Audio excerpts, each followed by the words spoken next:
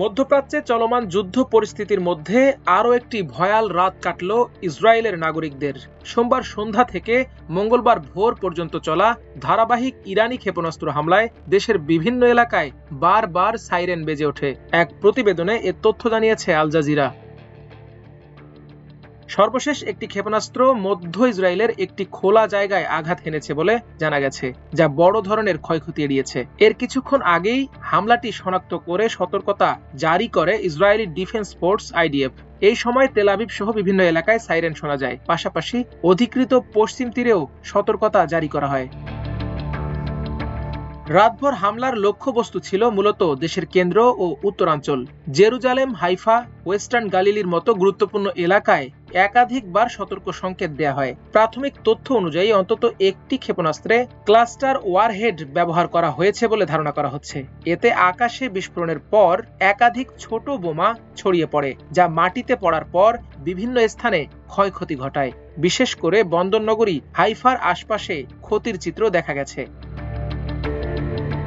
বিশ্লেষকদের মতে এই ধরনের ক্লাস্টার ওয়ারহেড ব্যবহার সংঘাতকে আরও ভয়াবহ করে তুলতে পারে, কারণ এটি বিস্তৃত এলাকায় একাধিক ক্ষুদ্র বিস্ফোরণ ঘটায় এবং বেসামরিক মানুষের জন্য বড় ঝুঁকি তৈরি করে। সামগ্রিকভাবে রাতভর এই হামলা প্রমাণ করছে যে সংঘাত এখনো থামার কোনো লক্ষণ নেই, বরং হামলার পরিধি ও কৌশল ক্রমেই জটিল হয়ে উঠছে, যা পুরো অঞ্চলকে আরো বড় সংঘাতের দিকে ঠেলে দিচ্ছে। এদিকে কিছুক্ষণ আগেও ইরান থেকে নতুন করে ক্ষেপণাস্ত্র নিক্ষেপ শনাক্ত করার পর ইসরায়েল জুড়ে জরুরি সতর্কতা জারি করা হয়েছে। ইসরায়েলি সামরিক বাহিনী জানিয়েছে দেশের আকাশ প্রতিরক্ষা ব্যবস্থা ইতোমধ্যে সক্রিয় করা হয়েছে। এক বিবৃতিতে আইডিএফ জানায়, সর্বশেষ কয়েক মিনিটের মধ্যেই সম্ভাব্য হামলার ঝুঁকিতে থাকা এলাকাগুলোর বাসিন্দাদের মোবাইল ফোনে সতর্ক বার্তা পাঠানো হয়েছে। এছাড়া হোম ফ্রন্ট কমান্ড নাগরিকদের অবিলম্বে নিরাপদ আশ্রয়ে যাওয়ার নির্দেশ দিয়েছে এবং পরবর্তী নির্দেশনা না দেয়া পর্যন্ত সেখানেই অবস্থান করতে বলা হয়েছে। সাম্প্রতিক দিনগুলোতে ইরান থেকে ধারাবাহিক ক্ষেপণাস্ত্র হামলার কারণে ইসরায়েলে বারবার এমন সতর্কবার্তা জারি করা হচ্ছে। এতে সাধারণ মানুষের মধ্যে আতঙ্ক বাড়ছে এবং দৈনন্দিন জীবনযাত্রা ব্যাহত হচ্ছে। এখন নিরাপত্তা নিয়ে চরম আতঙ্কিত ইসরায়েলের নাগরিক ও দেশটিতে থাকা প্রবাসীরা। ইসরায়েলের আকাশ প্রতিরক্ষা ব্যবস্থা বিশ্বের অন্যতম উন্নত ও দুর্ভেদ্য বলে দাবি করা হলেও সেটির দুর্বলতা প্রমাণ করেছে ইরানি ক্ষেপণাস্ত্র।